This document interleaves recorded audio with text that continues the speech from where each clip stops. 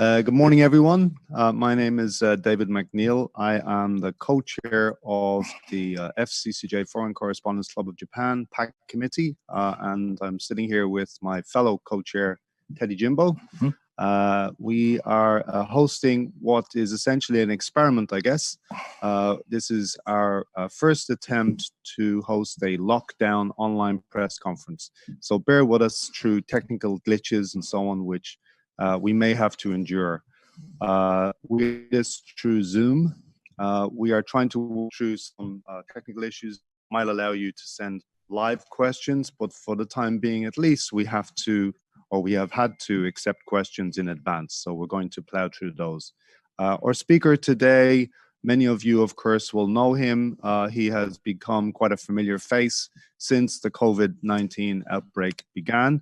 He is Professor Kentaro Iwata, Professor of Infectious Diseases at Kobe University Graduate School of Medicine. Just let me read the intro here that we have briefed for you. Though it initially avoided the exponential rise in COVID-19 infections seen in other countries, Japan is hardly out of the woods yet. The number of cases has risen since mid-March, particularly in Tokyo, the center of the outbreak. The country's tally of COVID-19 infections is still a fraction of the totals seen in America and parts of Europe, but experts fear that Tokyo is teeming with unwitting hosts. Yet many people still commute to work and many businesses remain open. Is Japan doing enough? Has the government got it right? The government is insisting that it cannot and will not order the more draconian measures that we have seen in other parts of the world. So what we are going to do obviously is try to ask Iwata Sensei about where we are with the COVID-19 outbreak, what Japan might be getting right, what it might be getting wrong possibly, or where there's room for improvement. He, of course, was the doctor who got on board the Diamond Princess and exposed very serious quarantine irregularities on that boat. That's where at least he came into public view, as far as I'm aware. So we're going to hand over to Professor Iwata. He's going to give us a briefing just on where we stand at the moment, and then we'll move straight to questions.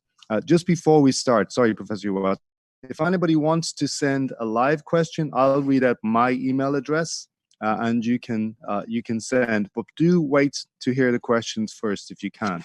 My email address is David, D-A-B-I-D, A for Apple, McNeil, M for Monday, C for Cat, N-E-I-L-L, @gmail.com. If you want to send me a question, I can read it out. That's the best we can do at the moment. Professor Iwata, onegai shimasu. Good morning, everybody, and thank you for having me. Also, I would like to thank everybody who participated in this press conference among the very busy days. As you know, everybody on Earth is seriously involved in this COVID-19 problem, and no single person on Earth is detached from this problem. So everybody should know what this problem is and how to avoid further infection to be spread. So I'd like to express my sincere desire and the opinion how to prevent this disaster to further spread both inside Japan and also outside. Also, you might have noticed that there are lots of nosocomial infections occurring in Japan, nosocomial being the infections inside the hospital, particularly among healthcare workers such as nurses and doctors, and also the patients who did not initially have a COVID-19, then catch the virus inside the hospital. And this is a serious problem.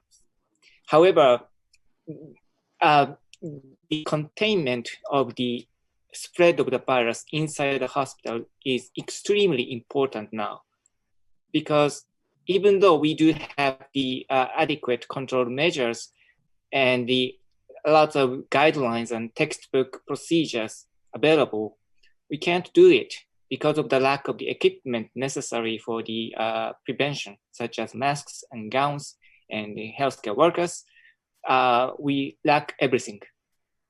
And we are forced to improvise a lot of interim guidance, which has never been proven to be effective, but had to invent them just to continue the healthcare and maintain the healthcare, so that a lot of people admitted to the hospitals with COVID-19 get adequate care. While we were forced to end up with inadequate equipment and a lot of problems, lack of resources, nosocomial infections is somewhat inevitable. And we are really in a dilemma how to face with these serious problems. Also, I'm aware that a lot of people inside the hospitals and also in the community, people's minds are also affected by this serious problem too. I'm aware that a lot of people became very angry, upset, irritated, depressed, and hostile to others, and likely to criticize persons and pointing at the fingers to people who are easy to be criticized. I don't think that's the appropriate attitude right now, because we need to face with the virus infection problem, not the human or society problem. So we shouldn't be mistaken in to whom you are fighting against. We are fighting against a viral illness. We are not fighting against hospital workers. We are not fighting against government officials. We are not fighting against the politicians, and we are not fighting against the medias. We are fighting against this pandemic. We have to again recognize that who should we fight against and who should we fight for. And we are fighting for the people, particularly the sick people. And this is my initial message, and I would like to welcome your questions and opinions. Thank you. Thank you. Well, I mean, the obvious question, I suppose, and one that has been posed by other people that comes from your testimonial is, why are we short of masks and other equipment, and medical workers in particular? I suppose the question could be asked, we've had this virus in our sights here in Japan for over 2 months. Do you think that the government could have done more in those 2 months to prepare the kind of facilities and the kind of equipment that you're talking about? Well, this is a universal problem all over the world, not just a problem in Japan only. For example, like a N95 mask, which is very important in protecting inside the hospital. The shortage of N95 is everywhere in the United States, European countries, and other nations. So it's just a tremendous needs happened everywhere in the world all of a sudden, and you can't have a adequate logistic solution, because if you have a logistic solution problems in general, then what you do is dispatch the equipment or items to those who are needed. But now these equipment are necessary everywhere. So you can't really focus on where to send, because it's needed everywhere. So it's a manufacturer problem. So you have to convert all the industry into the producing the medical equipment. And I'm not an industry expert, but I'm informed that it takes many months or even a year to convert the non-medical industry into a medical industry. So it is just a global problem, not just in Japan. So it is seriously inevitable that the Japanese hospitals do lack a lot of necessary equipment. And I'm not sure whether the government could do even better for this global shortage of the equipment. Right. The New York Times is running with a piece currently which says that Japan is guilty of magical thinking, In other words, that it thought that it had a way out of this crisis, but it looks like the crisis is going to come anyway. Do you have any thoughts on that? Do you think that's unfair? I'm not sure. Well, what I could say is that the Japan was very lucky to be very successful in Plan A, which is the cluster chasing and the cluster containment strategy with the minimum PCR tests comparing to the other nations. And the tests were focused on those who are at the risk. And I think it was very wise and the very effective measures up until when it became not very effective, particularly in Tokyo and Osaka area. We needed to prepare for the worst situation when the cluster chasing became not effective, and we needed to change the strategy immediately responding to the situation change. But traditionally speaking, and historically speaking, Japan is not very good at changing the strategy. When we begin one strategy, so-called Plan A, we are very poor at converting it to Plan B, and we are very poor at even thinking of Plan B, because thinking of Plan B is a sign of admitting a failure of Plan A. And a lot of people who are in charge of this infection control, particularly the bureaucrats, are very, they dislike admitting the possibility of failure of the plan because they have to complete the plan as they planned initially. So that's the shortcomings of the Japan strategy, and that probably caused a significant delay in initiating the change of the strategy, which is happening now in Tokyo and other areas, i.e. Increasing the number of the tests, increasing the capability of the healthcare societies, and the room for the hotels and other facilities to accept asymptomatic or mild symptom patients. And these were the things we claimed are necessary since February, but didn't happen for months. So that's the problem we are facing with. I'm not sure we are believing in the magics in these problems, but we could have thought that the Plan A was successful in ending this epidemic, which probably wouldn't happen. Thank you. Well, just in terms of successes, Tokyo has just passed 3,000 infections, I believe. Yes. But it took a long time to reach that figure. I think it took a week even to get to 1,000 infections. And we still don't see anything like the explosion that we've seen in the UK or America. And also a sort of slightly positive note, the infection rate seems to be decelerating, at least according to the latest figures. Are you encouraged by that? I'm half encouraged and I'm half discouraged by the figures we are seeing right now. I'm relieved to see the figures of the newly infected people reported daily was relatively stable. And my biggest fear was the explosion of the diagnosis of thousands or even more daily infections occurred like in New York City, which didn't happen. Despite the fact that still the number of the PCR tests in Tokyo might be under the adequate numbers, but still I say that these numbers are much better than the worst case scenario.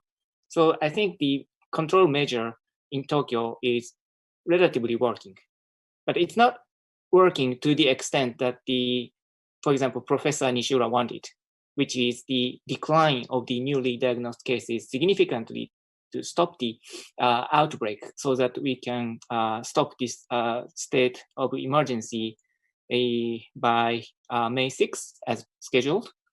So this is a half good and half bad situation, I would say. Thank you. We have a question here from Ilgin Yorumals of BBC World Turkish. If the modeling of this disease in Japan is to be believed, as many as 40,000 outpatients and 20,000 inpatients a day are expected. She doesn't say where she got those figures, but she does say, is that model correct?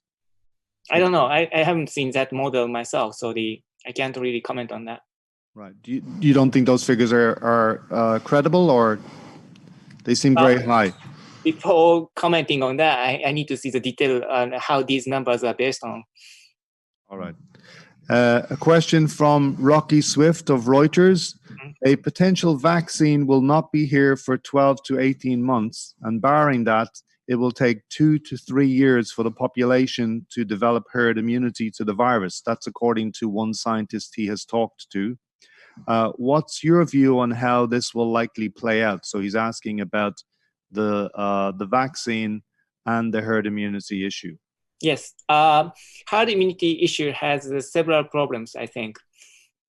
Vaccine could be developed in 1 year or 2 years, and it could be delivered, as pointed out, like within 3 years or so.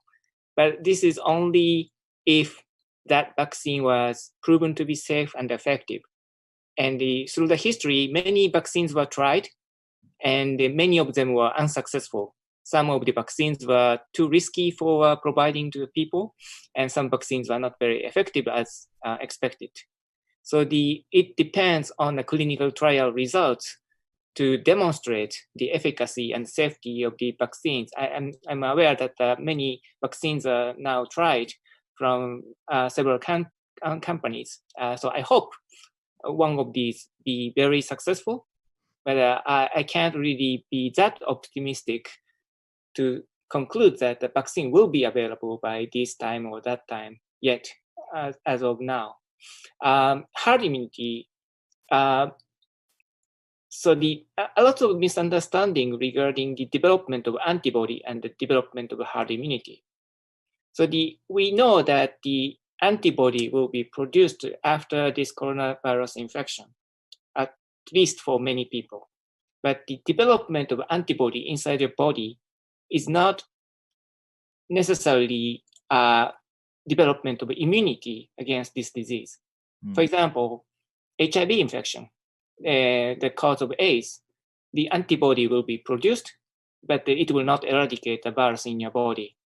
So again, production of antibody does not warrant the development of immunity. And we don't know much about this coronavirus infection yet. We know that there might be some reinfection of coronavirus infection who got the infections previously. So the immunity probably would not be that perfect, unlike measles infection, for example, where the measles, once you get the measles, then you will never get the measles again. But that might not happen in coronavirus infection. So a lot of unknowns and unclearness, uncertainties exist in this development of antibody and development of individual immunity, hence the herd immunity as a population. So again, I'm half optimistic and half pessimistic in waiting for the herd immunity theory. Could work, but might not. So you have to be prepared for both scenarios, good and bad. Thank you. We have a question from Simon Denyer of the Washington Post newspaper. Even at this stage, deaths in Japan compared to total population remains extremely low. Yes. He quotes 224 deaths compared to thousands in Western Europe. Mm-hmm. Why is this? Are people undiagnosed who actually have COVID-19, or is there a medical reason for the low death rate? Well, I could think of several reasons as a theory, but I don't have any as proven fact yet. First of all, the number of the people who got diagnosed as COVID-19 in Japan are relatively low still. It's not that high as many European nations and United States and the other nations which suffered from this disease. So if the denominator is low, then the number of the deaths will be low. So it's very obvious. Well, you might say that there are lots of underdiagnosed people behind who are not tested but still had the infections. And this is not just Japan, but recent American study suggested the about 50 to 80 times positive antibody test result comparing to the PCR test result in west coast of America. So the many nations do have undiagnosed patients. So the real number of the infections we don't still know, but still we could have relatively lower number of the infected people, hence the lower number of the death. That's one theory. It is possible that the undiagnosed death from some pneumonia and those people who never got tested for coronavirus infection, does it exist in Japan? It could. But how many? I don't know. So if you look into that theory too much, that will easily become a conspiracy theory, which we should not take unless you have a clear evidence or data. We don't see anybody who die of unknown illness in your apartment on the street, and this is not happening. Japan has a system that most people who died will be detected, and I don't think the community has a lot of deaths unfound. So the most people who die would die in the hospitals, and most hospitals will test for COVID-19 if you have a unknown diagnosis and death, particularly from pneumonia. So I would say that there might be some individual cases with undiagnosed COVID-19 infections with death, but at this point, after observing several hospitals surrounding me, I don't think that is happening everywhere. So the number of the accuracy of the deaths is relatively believable, I would say. And then next question would be why. A lot of theories exist, such as injection of BCG in childhood, some sort of genetic factors among Asians, because a lot of successful nations are from Asia, such as Taiwan, Hong Kong. So these could be factors, but these are all the theories never been scrutinized or proven. So I would again say these are all the theories, but not really proven facts. Thank you. One of the theories floating around the always reliable internet is that Japan's stringent anti-flu measures. So the fact that elderly people in particular take quite elaborate measures sometimes to stay free of the flu in the winter. You think that might be having an impact? That's one of the theories that we've read. That I don't know. Because the single most effective measure to fight against the flu is vaccinations. So the vaccination availability is relatively okay for elderly people in Japan, but that would not protect against the COVID-19. So I don't know whether that would lead to the low rate of infections against coronavirus infections. Thank you. Back to Rocky Swift's question. He had a two-part question. The second part is, so we were talking, if you recall, about the potential vaccine and the herd immunity. Under either of these scenarios, what's the likelihood that the Olympics could go ahead next year, do you think? To be honest with you, I don't think Olympic is likely to be held next year, if held any time. Again, I think I told one of you a couple months ago that holding Olympics needs two conditions. One, controlling COVID-19 in Japan, and controlling COVID-19 everywhere, because you have to invite the athletes and the audience from all over the world. Unlike other sports events where 40, 50, 60 nations gather, Olympic Games are from hundreds of nations, and you have to invite so many athletes from many, many places, which is not very compatible with these COVID-19 infections, which is causing a pandemic. Japan might be able to control this disease by next summer, and I wish we could, but I don't think that would happen everywhere on Earth. So in this regard, I'm very pessimistic about holding Olympic Games in next summer, unless you hold Olympic Games in a totally different structures, such as no audience or very limited participations or such and such. Thank you. We've had several questions since we have gone live on this particular issue. I'll read one. This is from Richard Lloyd Parry of the Times newspaper from the UK. What is your view of the suggestion that the virus originated in a laboratory leak from the Wuhan Institute of Virology? As you know, that's a very common conspiracy theory which is making the rounds now, particularly in America. And it may even become an election issue this year. Would you care to comment on that?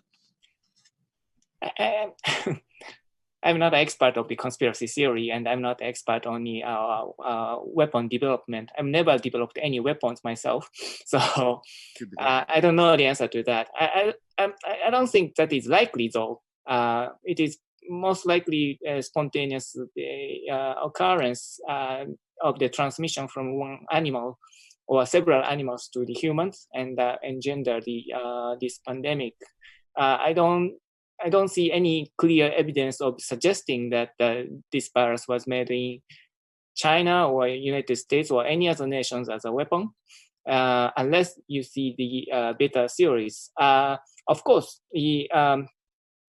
many microbes could be made by humans. The typical example being the anthrax bacteria, which was spread intentionally in 2001 in the United States. Contained in the envelope and the genetically engineered to be likely to be spread easily to humans. And that was developed at laboratory. We don't know which laboratory still, but so there's a history. But for this coronavirus, we don't have any evidence of suggesting that. I have never seen any document or data to suggest this. So at this point, I don't think we should believe in this kind of theories. Thank you. Well, if it is a biological weapon, it's a very ineffective one because it's just torpedoed the Chinese economy. Yeah.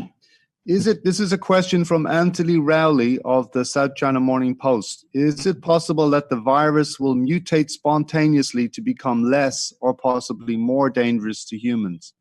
It is possible. And if so, it is more likely to be less contagious than become more contagious. Well, we do have many viral infections we had to fight against. And history tells us that the very few viral disease changed dramatically by mutation to affect human being totally differently. Very few cases. Typical example being the influenza. Influenza causes a lot of mutations, and sometimes it causes the change of the antigen structure called antigenic shift, and which would evade the immunity of a human being and causes pandemics every several decades. So this happens.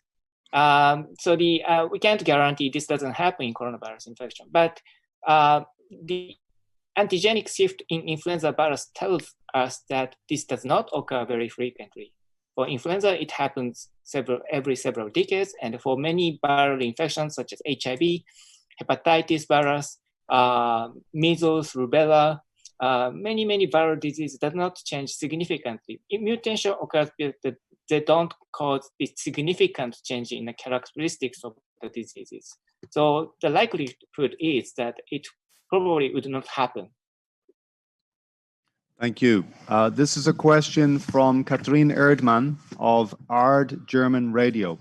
What do you think about Avigan, the drug, of course, and the fact that Japan is offering this to other countries? Do you have any thoughts on that? Well, it's always good to have a lot of candidates as a treatment measures. So I always welcome the new candidates occurs. As far as I know, there are more than 200 clinical trials ongoing for coronavirus infections from a variety of countries and testing many treatments. So the Avigan is one of the candidates which could be useful, and we should test for the effect of that for sure. And what we know about Avigan is it may work against COVID-19 infections. We do have a very indirect evidence of effectiveness of this drug, but we don't have any comparative clinical data to conclude that this is a good drug to use. So, but still, we can prepare and we can dispatch and we can try this drug among other measures and see how much effectiveness this drug has. So I'm not go forward against this drug at all. Thanks again. The next question is from Sonja Blasch. She works for Arte Zeitung. It's a German medical newspaper. And she wants to know about the recent controversy between President Donald Trump in the States and the WHO. So her question is, recently President Trump decided to withdraw funding from the WHO. From your point of view, where do you see potential for improvement in the WHO? In the organization? In general, I don't want to make any political comments for any reasons. But I need to say that the WHO needs to be supported now. WHO needs a lot of support from a variety of bodies. So this is not a good time to cut down the support, financial support or any other to WHO, which is probably counterproductive against COVID-19 management. And it will not benefit the United States either.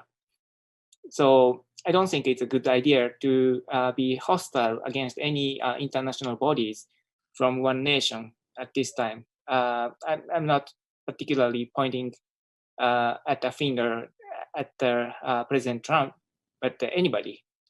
We need a cooperation, but we shouldn't penalize any international bodies at this point. It's not a very wise idea. Despite, I don't know whether these claims by the United States, whether China was not adequately behaving with WHO or vice versa. I don't know whether that was fact or not. But regardless, this is not the time to go against any international bodies from any nation. Thank you. So it's not the time to pick a fight. The next question is from Rupert Wingfield Hayes of the BBC.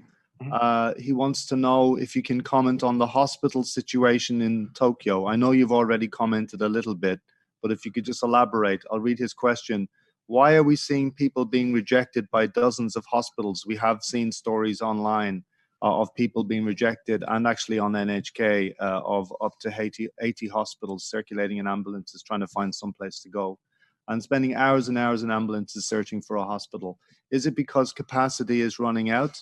Is it because there's no pandemic plan for assigning infectious ward beds? Is it because Japan's hybrid health system, its public-private health system, is not able to cope? Would you be able to comment on that? And the sort of related question, and we've had several of this, is shouldn't Japan's government have seen all this coming earlier? Shouldn't they have had a plan in place?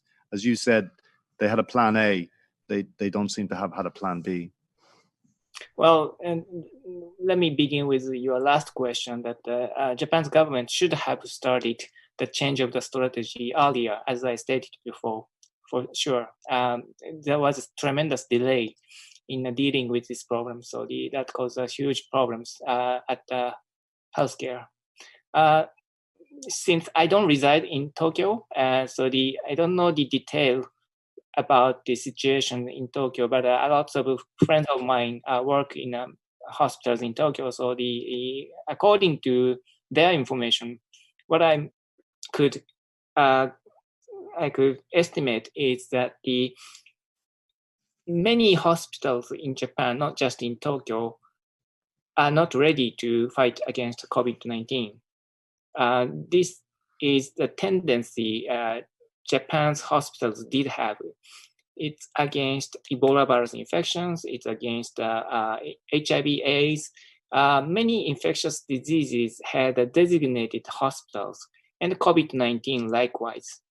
So this engenders the tendency that many other general hospitals could forget about the one particular infectious diseases because they do have a designated hospital, so they can be the one to deal with, so we don't have to deal with this. And that caused the lack of preparedness and the lack of the willingness to see the cases and patients. So a lot of hospitals and healthcare workers in many hospitals do hate to deal with this problem because they have a designated hospitals they can rely on. Since this became the pandemic and the designated hospitals no longer could contain the disease by themselves, every hospitals need a cooperation and need a participation to fight against COVID-19. But the transition probably didn't occur smoothly. And that causes probably a lot of rejections of potential infections because the hospitals are not prepared for, remember my initial statement that the nosocomial infections are a serious issue and you need to have an adequate preparation and training. If you don't have preparedness and training, you can't just allow patients coming into the hospitals. That causes further damages to the hospitals. So many hospitals probably didn't have that preparedness and trainings, and they reject the patients or potential patients coming in. So the ambulance has to go to another and another and another. But designated hospitals were completely filled in, particularly in ICU, by COVID-19. So they don't have any room to admit newly diagnosed patients. So this is a serious problem. So that probably have caused huge problems in many places, including Kobe, Hyogo, where I live, and Osaka, and Tokyo, and several other places. It's a serious problem, but I don't know whether this will be solved instantly because this is more like a structural problems and cannot be solved in one night. So it's a bureaucratic, long-standing bureaucratic issue, not a conspiracy, as some people have said, of course. Yeah. Oh, I don't think it's a conspiracy at all. Well, you probably already answered this question, but I'll read it out anyway. It is related. This is from Dennis Normile of Science Magazine. Can you explain Japan's policy during the Plan A phase and what was the rationale for that policy? Of course, you've already said that part of it was to snuff out clusters, wasn't it? And yes, to isolate the clusters. Yes. We still hear many anecdotes of people having difficulty getting tested. This is a long-standing issue in Japan, as you know. Would you care to comment on that? Well, Japan's initial strategy was to not to test asymptomatic or mildly symptomatic patients.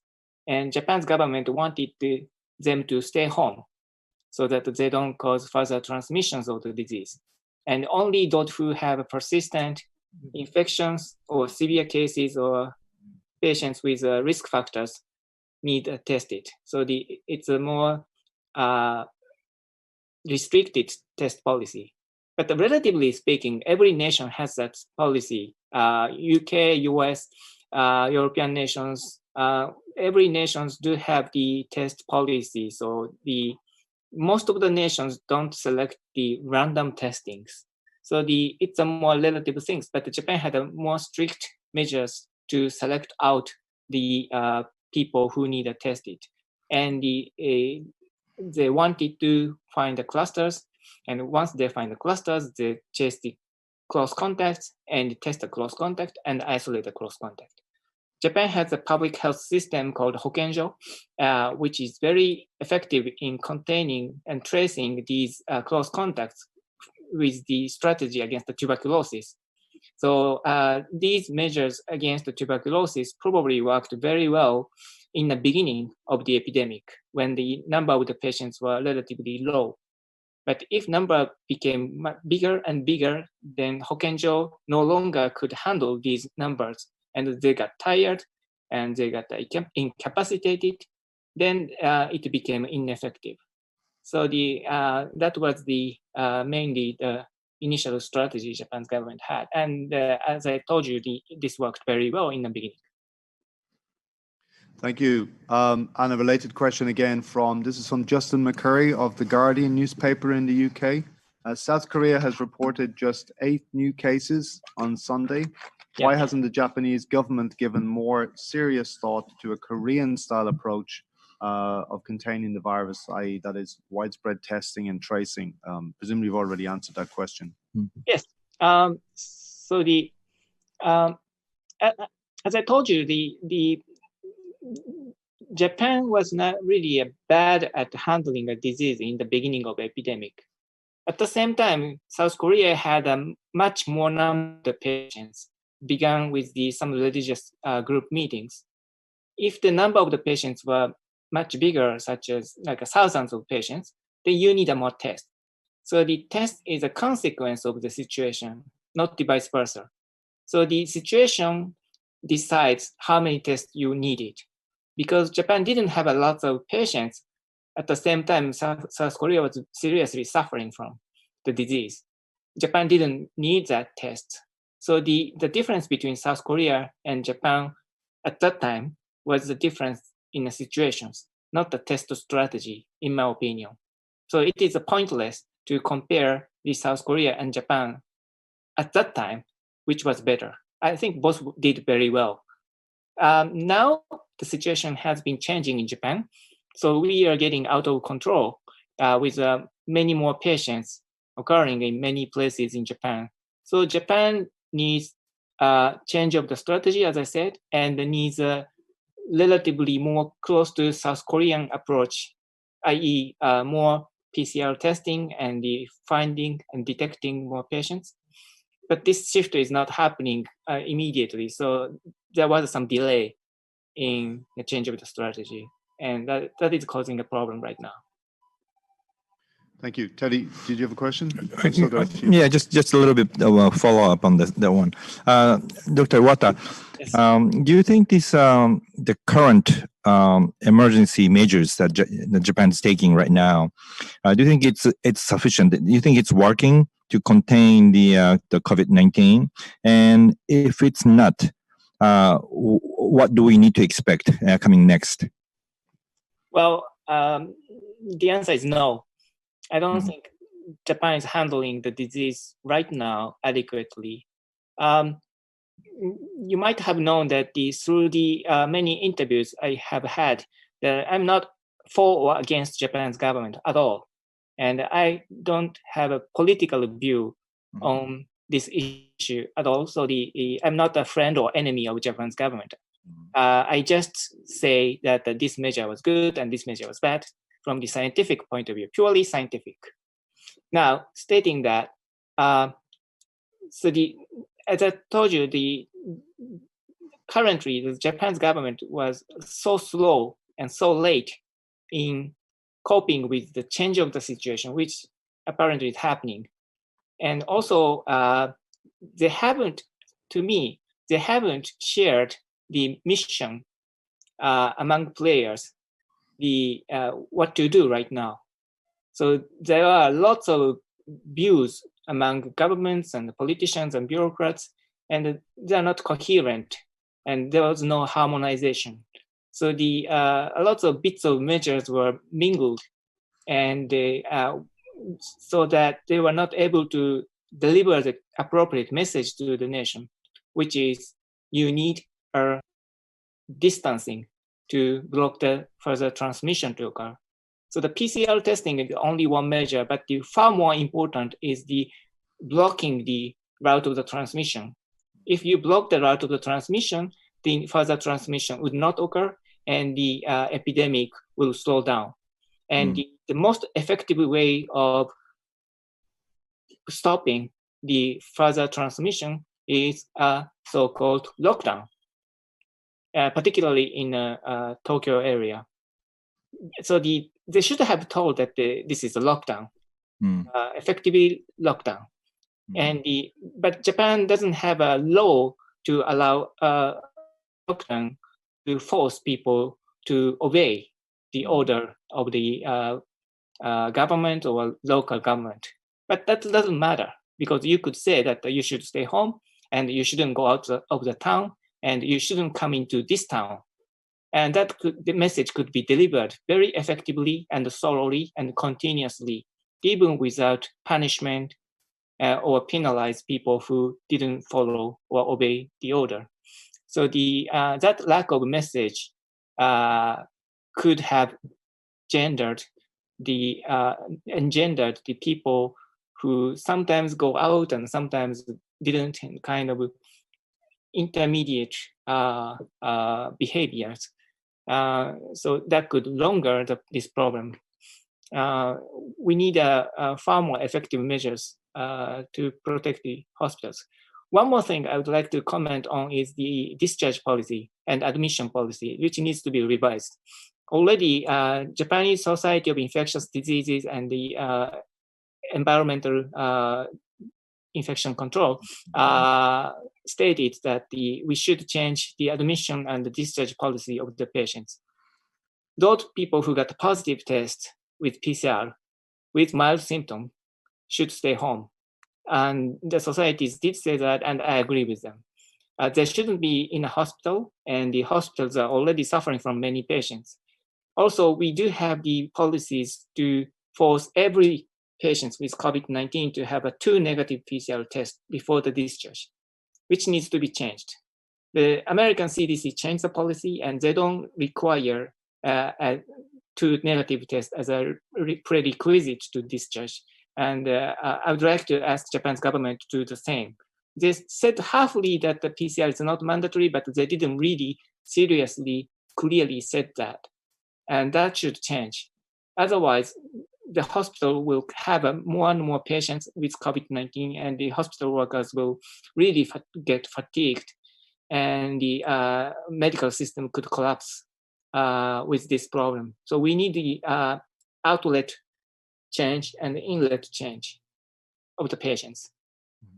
So let me just get it straight. So further, more strict and perhaps the forceful lockdown is going to be inevitable for Japan in the near future. At least in a part of Japan. At least Tokyo. At least in Tokyo. So before May 6th, where this state of emergency could end, we need a further concrete message to stay home and don't go out, and keep the distance of 2 meters away if you had to go out.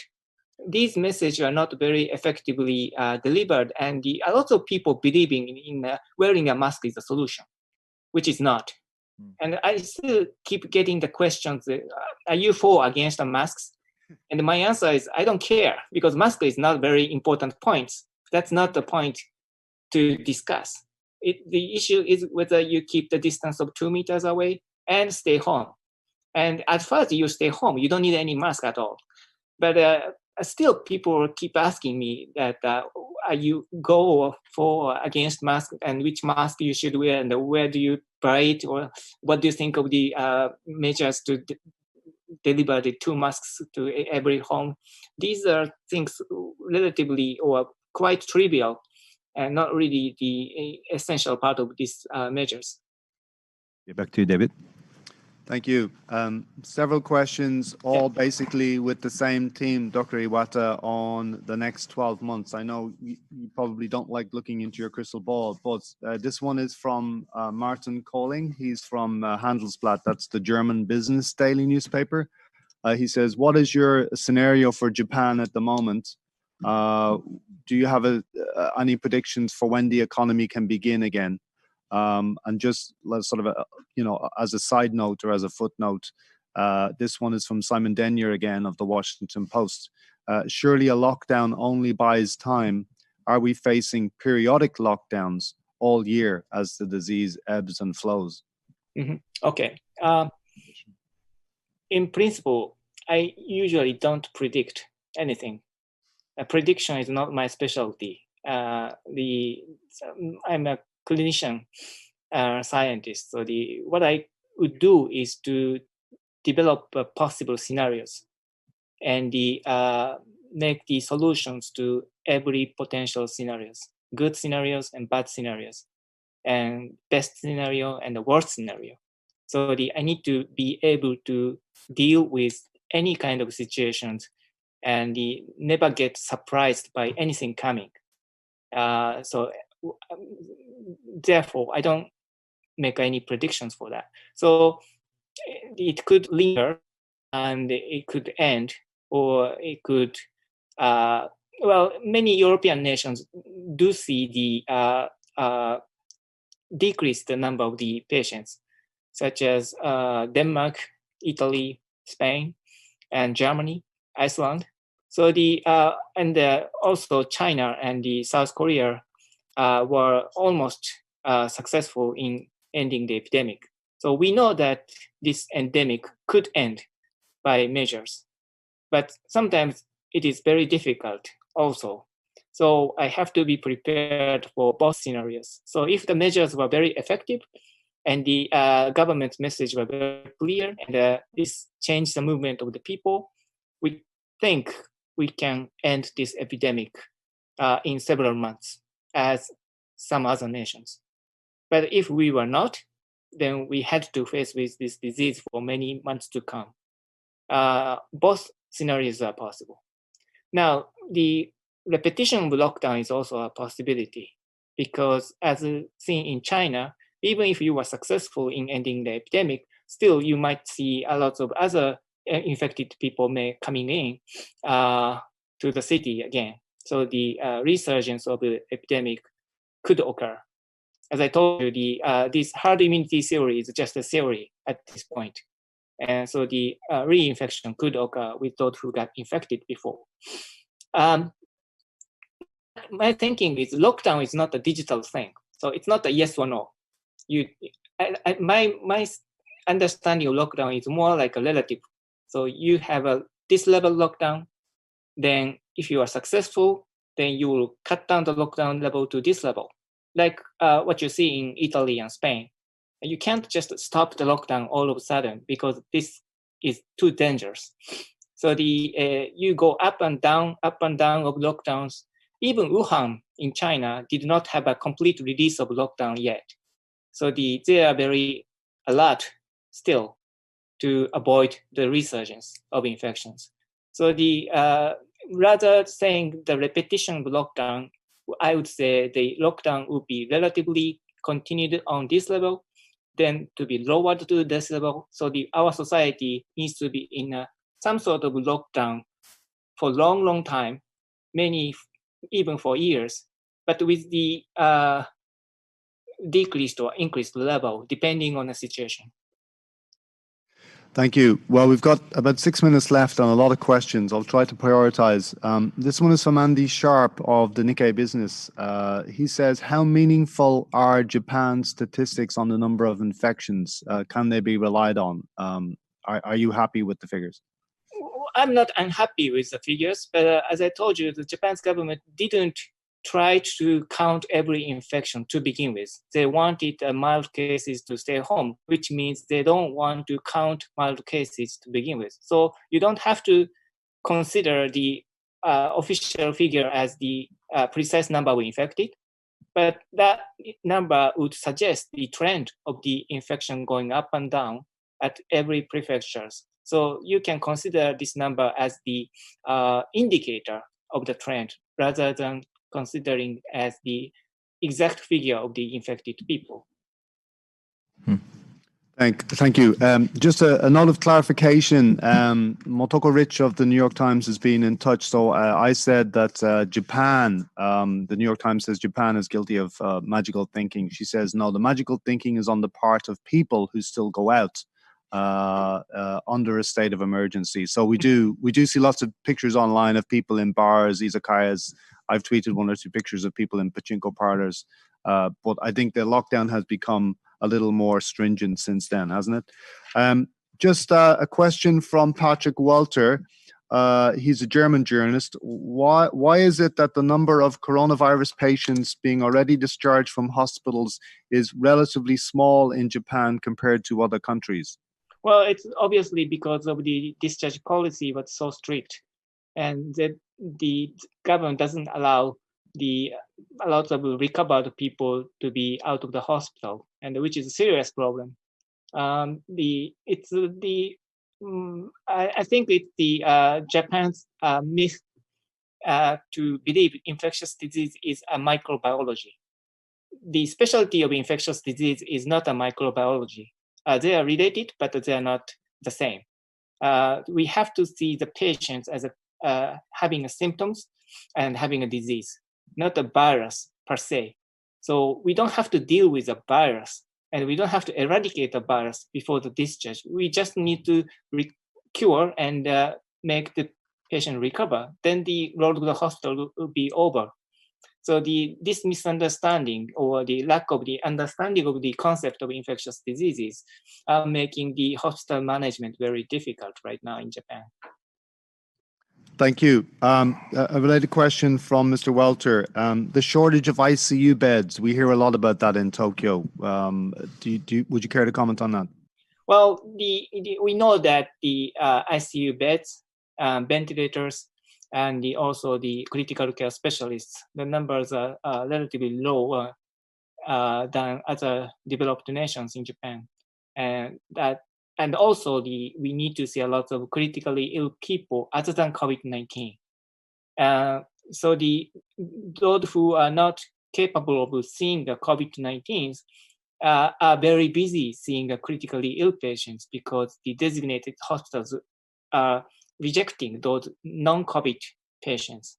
And this is a wise idea to separate the role of the healthcare systems. But still, because of the resurgence of the sick people with COVID-19, that would suffer all ICU beds and ICU healthcare workers. And I'm very worried about those who work in ICU. And in addition, they are at danger of getting an infection themselves.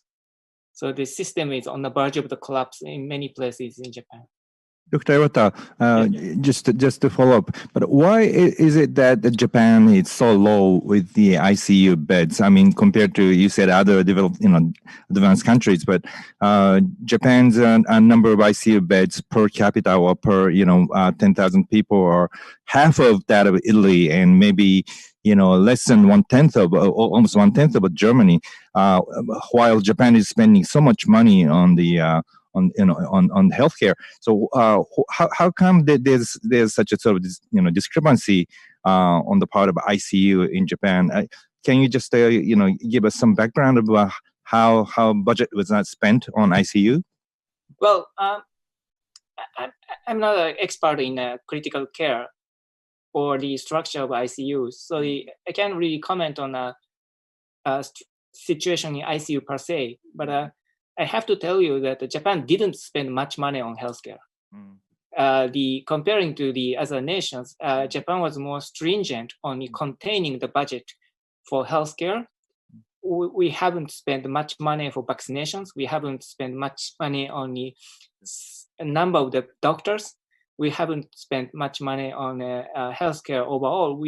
With this very stringent budget, we had to see very, very many patients, and most doctors and nurses are very tired of the daily care and on the verge of the medical system collapse. Then the COVID-19 came. So we didn't have much room to spare our effort and time to COVID-19 to begin with. And we were on a crisis, and just COVID-19 made it very apparent. So that's the reality. Thank you. Well, unfortunately, we are out of time. There are a lot of questions coming in, and I think that's testimony to the huge interest in what you have to say, Dr. Iwata. Just in terms of your own health, because you did, the last time you talked at the FCCJ, you were self-isolating, if you recall. Yes. Presumably, you're back to 100%, are you? Yes. Good. I'm back to normal life, but I still have to be prepared because you had to come into the red zones, and also the Kobe city is a red zone in a sense. So anytime you could get a COVID-19 anywhere. Well, it's great to hear. Well, look, thank you so much, Dr. Kentaro Iwata of Kobe University, for taking an hour of your time, your very valuable time, to come and talk to us and clarify these issues. You know, there's an awful lot of misinformation out there, and I think you, again, have kind of cut through all of the misinformation and given us a really valuable press conference. For people who are listening, this was an experiment by the FCCJ. What we're trying to do is to go online. This press conference is available on Vimeo, and it will be available on the FCCJ YouTube website from tomorrow, a recorded version of that. What we're going to try and do in the coming days and weeks is to iron out the gremlins and make sure that you can, journalists that is, can be part of the press conference, can take part in it and actually ask their questions live. What we've done this time is taken questions from people via email. Mm-hmm. I think that's it. That's it. And one last thing is, Dr. Iwata, we're going to mail you the 1-year guest membership at the FCCJ as a sign of gratitude. So when things settle down, please come and join us here at the FCCJ in Tokyo. Look forward to it. Okay, thank you very much. Stay safe and healthy. Thank you. You too. Thank you. Thank you. Bye-bye. Bye.